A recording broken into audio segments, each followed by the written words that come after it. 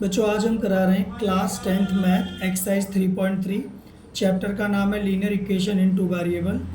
इसका question number 3 है। Question ये है the difference between two number is 26 and one number is 3 times the other, find them. मतलब ये है कि दो नंबर का जो डिफरेंस है यानी अंतर है वो 26 है और एक नंबर दूसरे का 3 गुना है। तो वो दोनों नंबर बताओ क्या होंगे। तो मान लिया हमने लेट फर्स्ट नंबर भी एक्स एंड सेकेंड नंबर भी वाई। तो और ये भी मान लिया let x is greater than y, यानी कि x बड़ा है y से। तो अकॉर्डिंग टू फर्स्ट कंडीशन क्या है इसकी कि दो नंबर का जो डिफरेंस है वो 26 है। तो x minus y equal to 26। क्योंकि x बड़ा है y से हमने लेट कर लिया है तो x minus y equal to 26 हो जाएगा। ये नंबर 1 दे दो। और दूसरा कंडीशन ये है one number is 3 times the other, यानी एक नंबर दूसरे का 3 गुना है। तो अकॉर्डिंग टू सेकेंड कंडीशन से हो जाएगा x इक्वल टू 3y। ठीक है ना, समझ गए होंगे आप। तो दो इक्वेशन हो गए, ये दूसरा दे दो। तो सब्स्टिट्यूशन मेथड की से कर रहे हैं हम। तो इसमें आप सेकेंड इक्वेशन से x की वैल्यू निकली हुई है ये, तो इसमें हम फर्स्ट में पुट कर देंगे। या तो हम फर्स्ट से निकाल के सेकेंड में पुट करें, लेकिन यहाँ पर x की वैल्यू निकली हुई है ये x इक्वल टू 3y, निकालनी नहीं है तो ये पुट कर देंगे फर्स्ट वाले में। तो फ्रॉम फर्स्ट तो फर्स्ट उतार लेंगे x minus y equal to 26। तो x की वैल्यू 3y है, 3y minus y equal to 26। 3y में से y गया 2y इक्वल टू 26। तो y इक्वल टू हो जाएगा 26 अपॉन 2, 2 से कट जाएगा 13 आ जाएगा। तो हमारा y इक्वल टू 13 आ गया। ठीक है, अब y इक्वल टू 13 आ गया तो ये वैल्यू या तो फर्स्ट में पुट कर दें या सेकेंड में ज़्यादा सही रहेगा पुट करना। देखो फ्रॉम सेकेंड, तो सेकेंड इक्वेशन उतार लो x इक्वल टू 3y। तो x इक्वल टू 3 इंटू 13, तो x इक्वल टू 13 3 जा 39 और ये हमारा आंसर हो गया। ठीक है ना। तो हमारा जो लेट फर्स्ट नंबर भी x, तो फर्स्ट नंबर इक्वल टू 39 और सेकेंड नंबर आ गया 13। या फर्स्ट सेकेंड मत करो, ऐसे भी लिख सकते हो 39 और 13, ये हमारे नंबर हो गए। 39 या 13 या 39, कोई एक ही बात है ये। और ये हमारा हो गया आंसर। अब हम देखते हैं सेकंड नेक्स्ट क्वेश्चन। तो जो क्वेश्चन नंबर सेकंड है, the larger of to supplementary angle exceeds the smaller by 18 degree, find them. इसका मतलब ये है the larger of to supplementary angles, दो सप्लीमेंट्री एंगल हैं जिनमें the larger of to supplementary angle, दो सप्लीमेंट्री एंगल में बड़ा वाला जो एंगल है छोटे वाले से 18 ज़्यादा है। ठीक है, बड़े वाला एंगल छोटे वाले से 18 ज़्यादा है, तो उनको पता लगाओ कि वो कौन कौन से एंगल हैं, यानी एंगल निकालना है। तो बच्चों यहाँ पे जो सप्लीमेंट्री एंगल लिखा हुआ है, इसका मतलब तो आपने 6 क्लास में पढ़ा होगा। सप्लीमेंट्री एंगल क्या होते हैं, जब दो एंगल का सम 180 डिग्री होता है तो वो सप्लीमेंट्री होता है। और कॉम्प्लीमेंट्री भी पढ़ा था आपने, याद दिला दूँ। कॉम्प्लीमेंट्री होता है जब दो एंगल का सम 90 डिग्री होता है तो उसे कॉम्प्लीमेंट्री कहते हैं। तो यहाँ पे लिख लो let first angle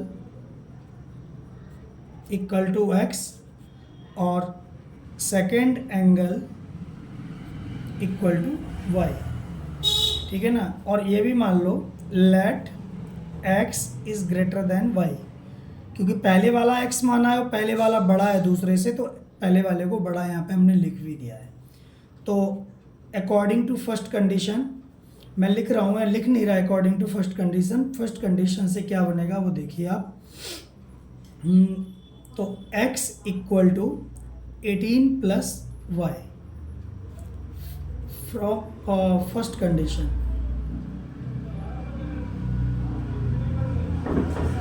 first condition ये है कि जो बड़ा वाला एंगल है छोटे वाले से 18 ज़्यादा है और ज़्यादा के लिए प्लस लगाते हैं, ठीक है।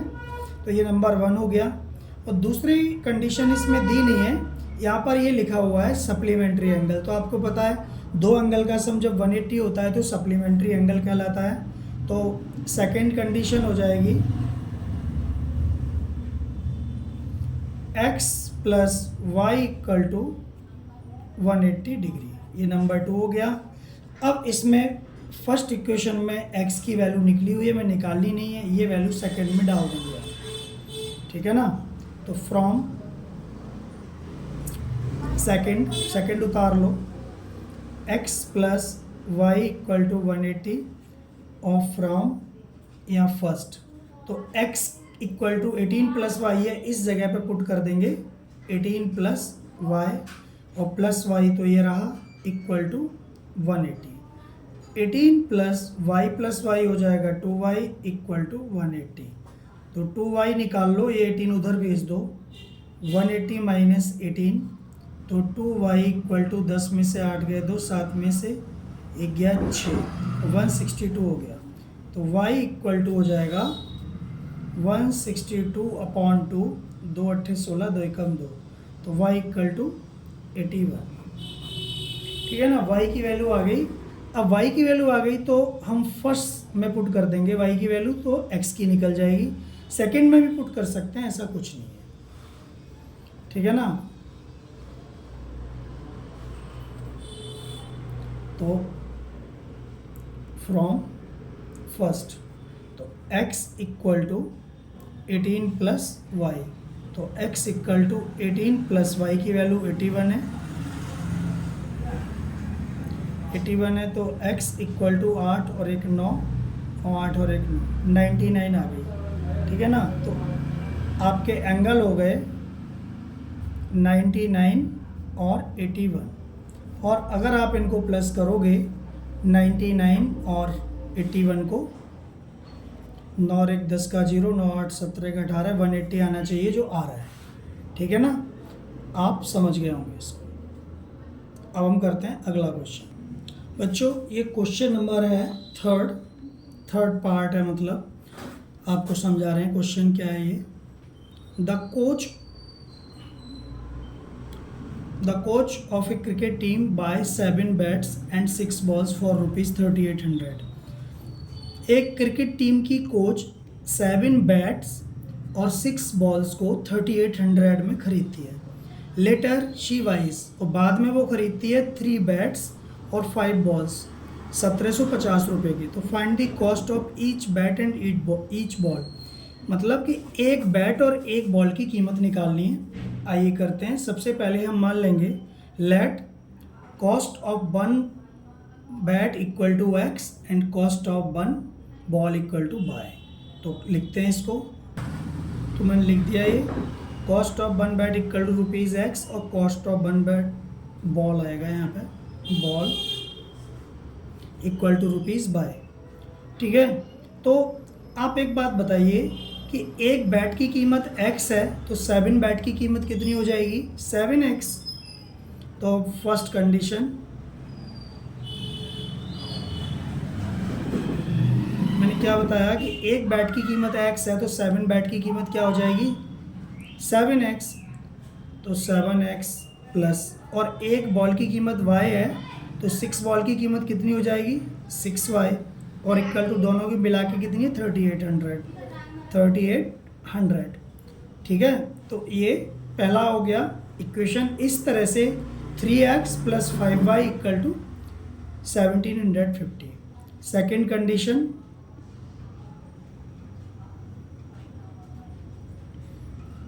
Three x plus 5y equal to 1750, ये नंबर 2, ठीक है। दोनों को सॉल्व करेंगे सब्स्टिट्यूशन मेथड से। तो फ्रॉम फर्स्ट वैल्यू निकली हुई नहीं है तो निकाल लेंगे हम।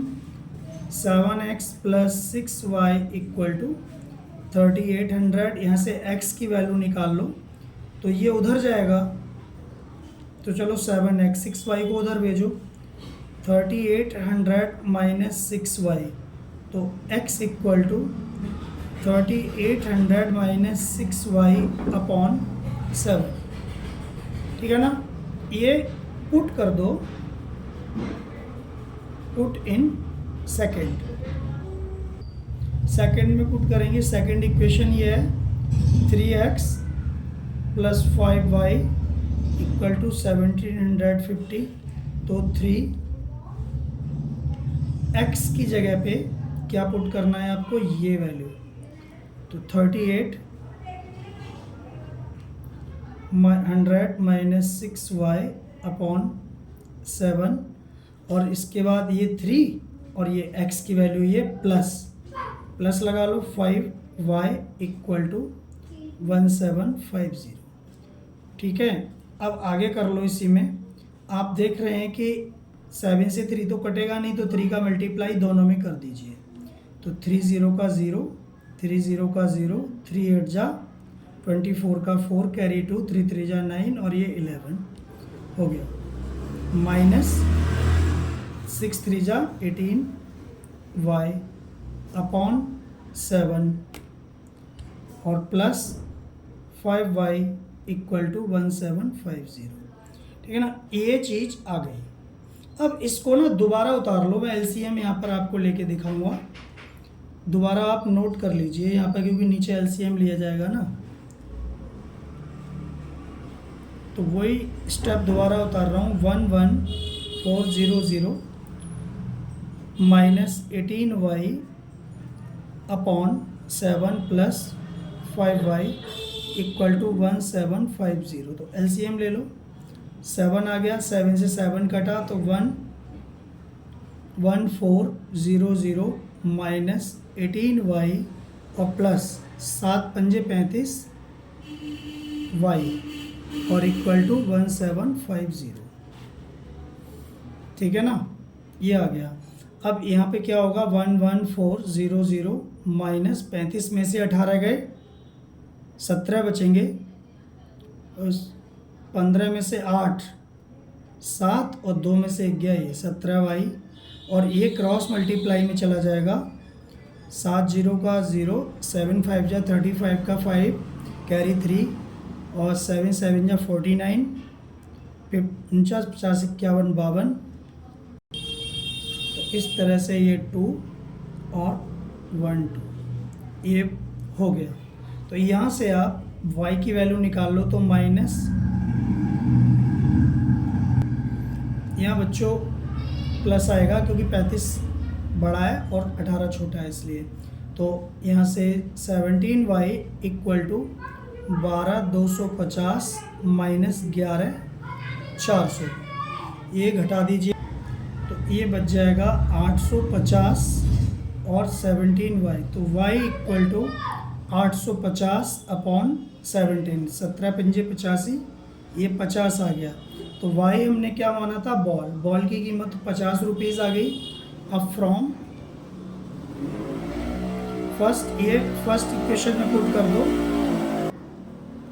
तो 7x plus 6y equal to 3800।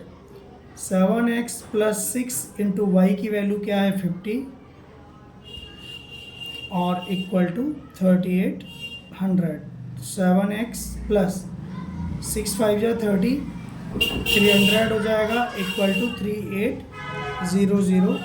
तो ये उधर ले जाओ, तो ये बच जाएगा उधर जाके 7x इक्वल टू 3800 माइनस 300, तो ये बचेगा 3500, ठीक है। तो ये 7x, तो x इक्वल टू 3500 अपॉन 7, 7 पंजे 35, 500 आ जाएगा। तो बैट की कॉस्ट हो गई, बैट क्या माना है हमने x, तो बैट इक्वल टू ₹500 और बॉल इक्वल टू ₹50 और ये आंसर हो गया। उम्मीद करते हैं आपको समझ में आ गया